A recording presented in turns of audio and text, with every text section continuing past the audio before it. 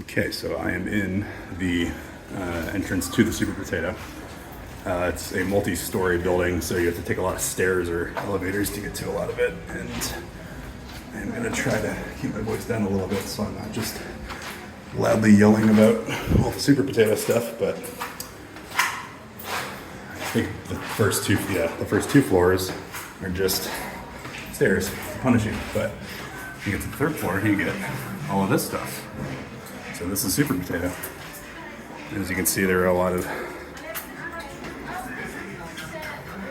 posters and whatnot here.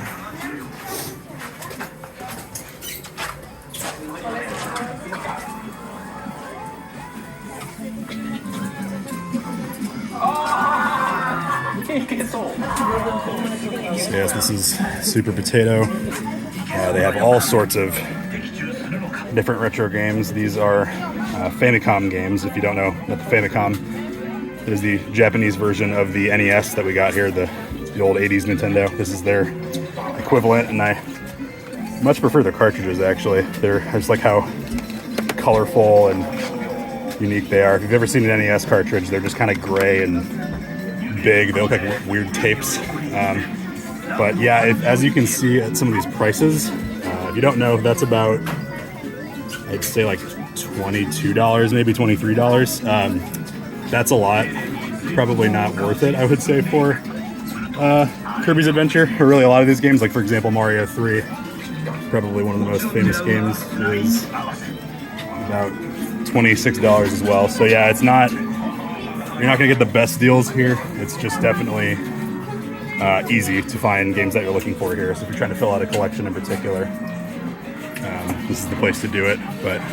And as you can see, it is pretty compact. So I'm trying to do my best to show things, but not completely block people. So these are Super Famicom games. If you are familiar with the Super Nintendo of the 90s, this is the same version. And again, they have pretty much anything you could want as far as the major games go. You know, the Final Fantasies and the Dragon Quests. They just may not be the cheapest here.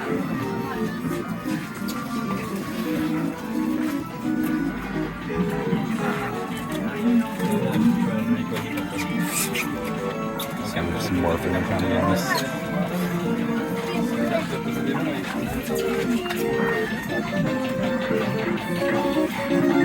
We have some Sega Saturn games and some Sega Dreamcast games. Two systems that were a lot easier to collect for in Japan than they were in America. Certainly the Saturn in particular was not a particularly successful thing here, but mainly just wanted to show the all the TVs and stuff. So you can see a lot of these.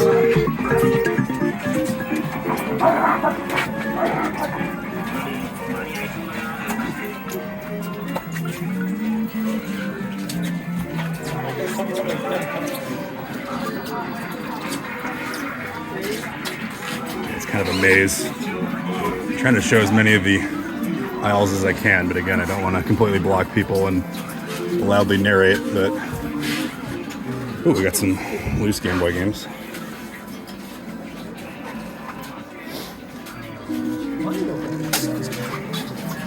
And we got some box Game Boy games. Actually, there's a few here that I'm already seeing that I definitely want. Again, do I want them here? Probably not, but for example, this copy of Dragon Quest 1 and 2 on the Game Boy Color was about, I want to say $20 when I came here last. So yeah, again, if you're actually trying to buy retro games, probably don't buy them here because they're not the cheapest. But again, definitely an experience. I'm trying not to downplay Super Potato entirely because it is an experience if it's your first time going. Just seeing a full game store like this with as much selection as they do, specifically with games, like not just consoles, but if you're looking for specific games, you can definitely find a lot of stuff here. Hopefully all of my random panning is getting games that you may recognize. I definitely recognize this rack of games. These Mega Man Battle Network games. I also like in Japan for a couple of the games, they actually got colored cartridges, kind of like Pokemon. So you see Red Sun and Blue Moon and Team Proto Man and whatnot. I don't know why Colonel got the black cartridge I don't know why one of them got the black cartridge and one of them got the blue, but whatever. I'm rambling. Yes, this is Super Potato.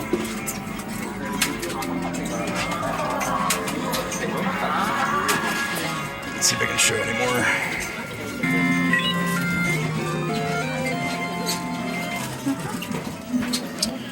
Show some Famicom Disk System games. These are actually kind of annoying to collect for because when you bought these originally in the 80s, you could actually rewrite the discs. You could put them in a kiosk, and if you're like, I don't want Zelda anymore, I want Metroid, you could just pay $5 and replace it entirely. So a lot of the discs that you buy don't actually have the game that they say they do on them. You just have to kind of play it by ear or read the label that they have.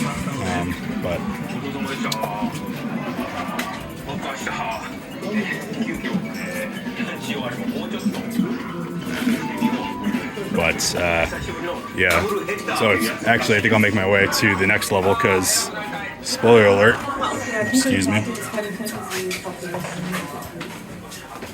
Spoiler alert, there's actually 3 floors of Super Potato, so we're making our way to the 4th floor, which has even more. So I pass a series of Dragon Quest posters, which I very much enjoy. Even more Dragon Quest posters. But yes, we're on the 4th floor. I believe this floor has a bit more, like, not modern, but more modern than 80s stuff. So I think like Xbox 360, PlayStation, you know, more of the newer stuff. Less people up here too, which is nice because I can actually breathe.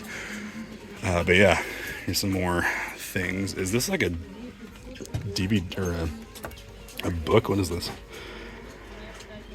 Huh.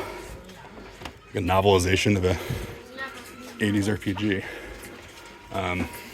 Yeah, it is kind of weird to see Xbox 360 games here because that system did not do well here at all. It was, I don't think it was a failure, but it just, I mean, Xbox in general doesn't do well here, so it's cool. It's kind of funny to see like Japanese boxes for all these games.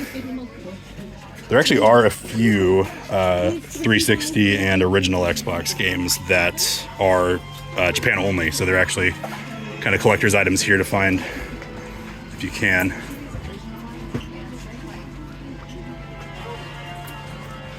Some 3DS games. Yeah, again, some of these prices, I mean, that's factory sealed, so that makes sense, I guess, but like, yeah, definitely some of these games, even for Japanese standards, are a little high. I mean, granted, this game came out for $40, and this is what, like, 24 bucks, I want to say. Oops, sorry. Passed it.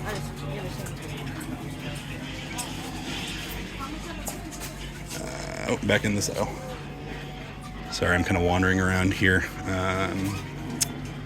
Don't know what else. There is just some more.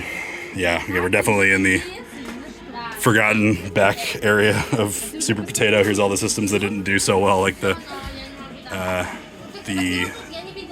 Master System and the Mega Drive, which also known as the Genesis in America, which did do well in America, but actually did not do well in Japan. We have some vintage Game & Watches. These are Nintendo's original like handheld LCD systems before they made a Game Boy or an NES or anything, and these I believe are original based on those prices, because fuck. And then we have some more specialty stuff. I believe this is, oh, these are just soundtracks. Okay, I thought maybe this was some disc games for another system or something, but yeah, this is the 4th floor. Well, there's probably not as much to show left on this floor, so we're going to make our way to the 5th floor. Ooh. There's a Super Graphics. There's the TurboGrafx 16 in Japan, and again, yeah, no. I'm trying to drill home the point here, if you are a fan of retro collecting, that again, if you are really trying to go on the hunt for things, don't just settle for whatever price you see is, because if you actually look, there are plenty of stores with much cheaper prices than Super Potato, but again, definitely a good experience. And then on the 5th floor, we have the Cool Zone. This is the snack and arcade zone, so you can just chill out here. These are, I forgot the name of these cabinets. They're these little, I think they call them like candy cabinets. These like white ones. They're kind of multi-purpose that you can put a bunch of different games on them. So yeah, I got some, is that Third Strike? No, it's Alpha. Street Fighter Alpha. Some Bomberman World. Some Coca-Cola. Atari. It doesn't seem as filled out as it was the last time I was here, but again, I think 3 years of no tourists probably messed with it. Or maybe my memory is just false, I don't know. But regardless, it's not a full-on arcade, but it is certainly more than what you'll get at your laundromat. So yeah, that is a tour of Super Potato. Hopefully the footage was decent and I wasn't just documenting random things and rambling, but if I was, then hopefully that was good too. So here's your video.